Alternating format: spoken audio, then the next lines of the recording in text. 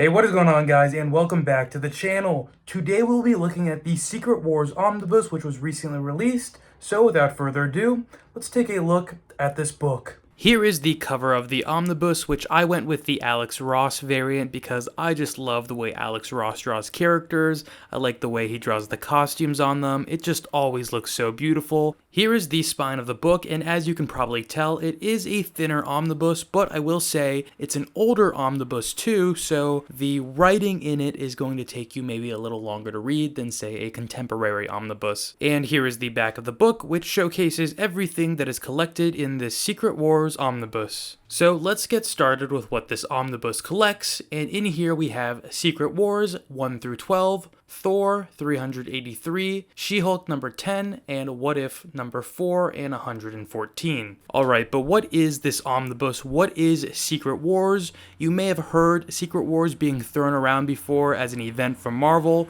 but there's a Jonathan Hickman Secret Wars event that is often referred to, and then there's also this original Secret Wars, and then there's also Secret Wars 2, and there's even a Secret Wars 3. Those other Secret Wars will have to wait though, because today, of course, we are focusing on the original Secret Wars event, which came out in 1984. It is 12 issues and it is written by Jim Shooter, and this concept sort of takes all of Marvel's most popular heroes, and it takes their most popular villains, and it throws them together on this Battleworld. And what I didn't know is that this event was originally to sell toys, and it's because DC was selling toys. They were approached by someone to make action figures for them, and Marvel was like, hey, we need a deal like that too, and so they got one, and the deal was sort of, hey, we need a reason for all of the heroes and all of the villains to be working together or against one each other in this one specific scenario. That way it'll be easier for us to sell toys relating to the event. It'll be a cross-promotional thing. Huzzah! Now, I don't think the toys did too well, but Secret Wars went on to be one of Marvel's most successful events, and I mean really one of the founding events. Now, I'm a huge nerd when it comes to comic book history, and I hope you are too, because I hope you find it as fascinating as I do,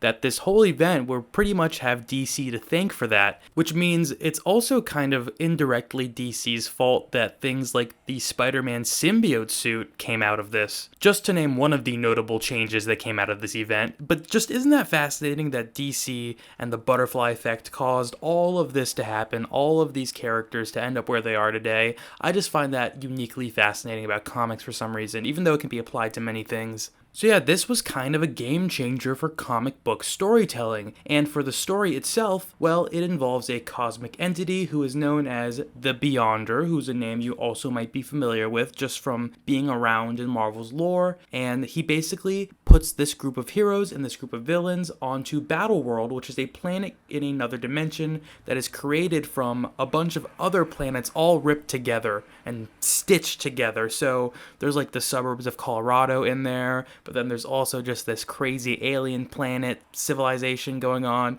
Just really wacky, crazy stuff. I do wish they would have explored the setting a little bit more. There is, like, they do go to that suburb in Colorado, and they do go to one alien, like, camp or base or civilization area or whatever, but I would have loved to see it explored further, since it is just this patchwork world of a bunch of different civilizations. Something that's really funny that happens in here is that, so, like I said, it separates the good guys from the bad guys on Battleworld, and with all the good guys is Magneto, and so the Avengers are like, what the heck is going on? Why is Magneto on our side? Like, we need to fight Magneto now. And the X-Men are like, wait, no, Magneto's like, he's okay? He's done a terrorism, but who among us hasn't done a terrorism? And then everyone looks at Hawkeye. That doesn't happen, but everyone should look at Hawkeye. You know, Hawkeye was pretty accusatory in this omnibus about Magneto and what he stands for. Well, Hawkeye doesn't have the cleanest past either, so I don't know why he's against rehabilitative justice. So yeah, for you Hawkeye fans out there,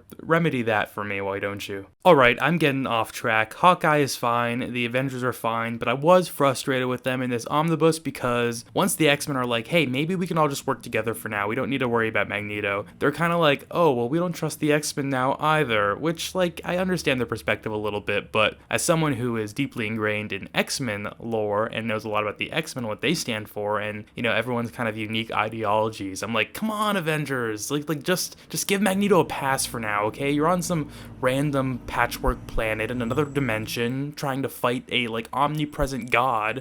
Come on, and all your bad guys, so just let Magneto help. And so guys, I gotta tell you, I heard things about this book before I read it. I heard it was not great, I heard it was kind of sloppy, I heard it was long, and there was a lot of, ebbs and flows to it that just didn't quite work out. But this also came out at a point where Marvel was kind of in a shaky place financially, and the success of this event being like the first big comic book event, it helped Marvel regain their financial footing. So it did what they set out to do. And to tell you the truth, I really enjoyed this story. I think it's pretty fascinating. There are a lot of things that are explored that it's like, it feels like they were just trying to add some padding. Especially weird because there are things I think that could be explored deeper that they just didn't feel like touching, but instead focused on like, some zany moments with the villains group or things like that.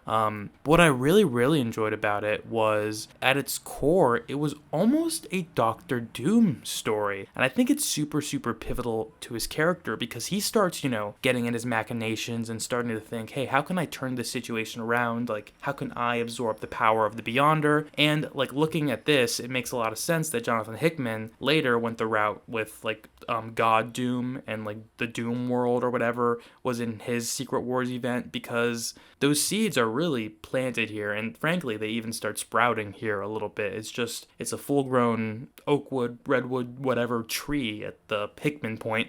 Yeah, I'm getting a little lost with the metaphors, but hopefully you understand what I mean, and hopefully you understand what I mean most of the time, because I always feel like it's just a rabbit hole of Marvel thoughts and extrapolating weird little things from these books, whatever. So, should you pick this omnibus up? Well, I say probably yes. One, like I said, I enjoyed the story. There's probably a few of you out there who wouldn't quite enjoy it as much, or enjoy the character beats that are in here as much, or the little character relationship moments that are in here. But, like I said, I enjoyed it. I think the art is gorgeous, very beautiful, very dynamic. They did a really good job with the colors as well. Just the whole project to me looks really good. But I also just think you should pick this up for the historical context, especially if you're a big Marvel fan, because so many big things actually come out of this. I mean, She-Hulk joins the Fantastic Four through this. Titania happens because of this, which I didn't know about at all previously. I guess I should have, though, because there is a She-Hulk issue in here from Dan Slott's run collected that kind of recaps it. But at the time, I wasn't really familiar with Secret Wars, so I was just reading it like, okay, cool, whatever, something happened. Multiple characters come back from the dead, the symbiote stuff, like I mentioned, and just a lot more things. And there's probably things I didn't even catch that do have, sort of a domino effect later on in the Marvel Universe. So, hey guys, I say give it a shot. It is Marvel's first event, so if you're going to have any Marvel event, why not have the first one? See where it all began. So, let me know if you guys are picking this one up, or if you've read this before. I would love to hear some thoughts on the story. Like I said, I liked it, so maybe my taste has just been thrown askew, but there were some nice little moments in here for me that I was able to cherry pick out of the overall, yeah, I agree, kind of messy plot, but at the end of the day, I still had a ton of fun reading it, and that's kind of what matters to me most. Thanks again for watching, guys, and you have a great rest of your day.